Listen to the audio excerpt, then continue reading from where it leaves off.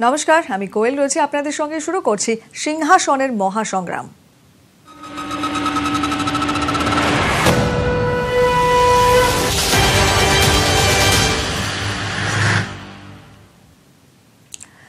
ওমে তোর দেশ কোথায় জিজ্ঞেস করলে তাহিরা বলেন, আমার দুই দেশ। তিনি যতটা পাকিস্তানের ততটাই ভারতেরও। ১৩ বছর পর নাগরিকত্ব পেয়ে পাক মেয়ে এখন ভারতীয় বউ। এবারই প্রথম ভারতের লোকসভা নির্বাচনে ভোট দেবেন পাঞ্জাবের গুরদাসপুরের তাহিরা মকবুল। একদিকে তেরঙ্গার দেশ, ঝুঁকি দিলেই সীমান্তের পাশে দেখা যায় আরেক ভূখণ্ড পাকিস্তান। সেখানেও শিশুর হাসিতে সূর্য ওঠে, ভোর আসে নিঃশব্দে, মানুষেরা ভালোবাসে।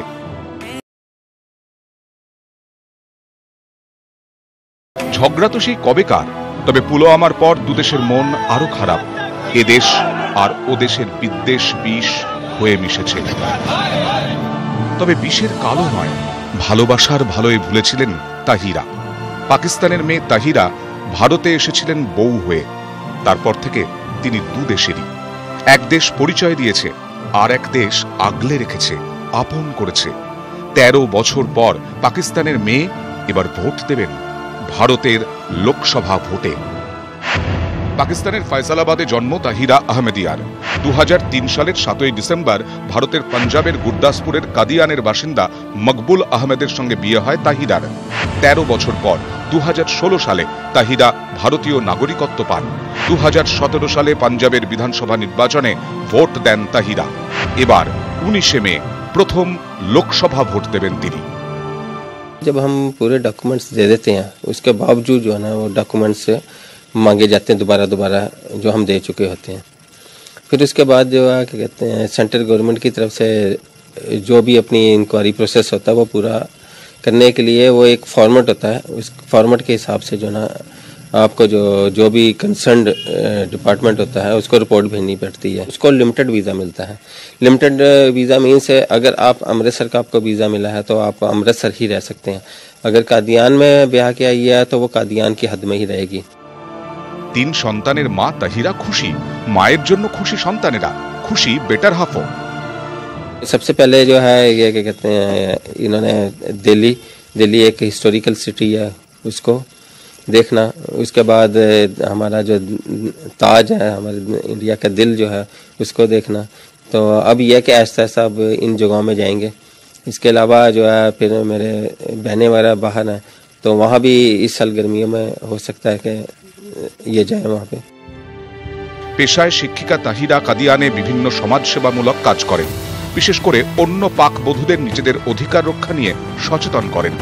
ভোট আসলে অধিকার। তাহিরাকে ভালোবেসে সেই অধিকার দিয়েছে এ দেশ। ও দেশের পরিচয় না হয় থাকুক, এ দেশ যে জাপটে ধরে রাখে, সীমান্ত পেরিয়ে জয়গান গায় গণতন্ত্র। নিউজ 18 বাংলা।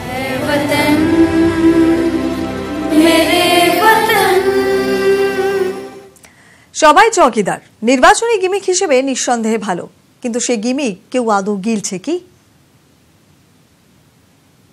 आप आश्वस्त रहिए, आपका ये चौकीदार पूरी तरह से चौकन्ना है।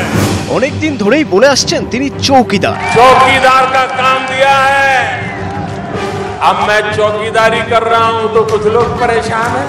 কিন্তু তাতে চিড়ে ভিজছিল না যে চৌকিদার। শেষমেশ যখন নাকি রাফাল নদী গায়েব হলো বলে হইচই শুরু হলো, তখন তো সবাই একেবারে চেপে ধরল। চের ঘরে শীত কাটলেও যে টের পায় না সে কেমন চৌকিদার। राफेल की जो फाइलें हैं गायब हो गई। ভোট যত এগোচ্ছে বিরোধীরা ওই চৌকিদার তকমা ধরেই যেন বেশি টানাটানি শুরু করলো। চৌকিদার তখন চালু হলো নয়া গিমিক। हर परिवार को विश्वास दिलाने आया हूं। তাহলে চৌকিদারির দায়িত্বটা আর একার কাঁধে রাখছেন না, মানে পাহারাদার, মানে চৌকিদারের কাজটা সবাইকেই করতে হবে। মানে কিছু হলে সবাইকেই সে দায় নিতে হবে। মানে ভালো হলে সে ক্রেডিট সরকারের, আর খারাপ হলে দায় সবার। এও সম্ভব? मैं चौकीदार के नाते आपकी सेवा करना चाहता हूं।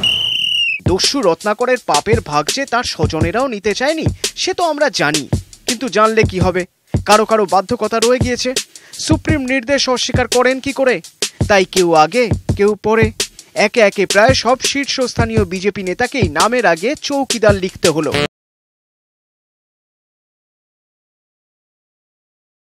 লিখলেই যে চৌকিদার হওয়া যায় না তা জানেন সবাই, কিন্তু না লিখে থাকবেন কার ঘাড়ে কটা মাথা?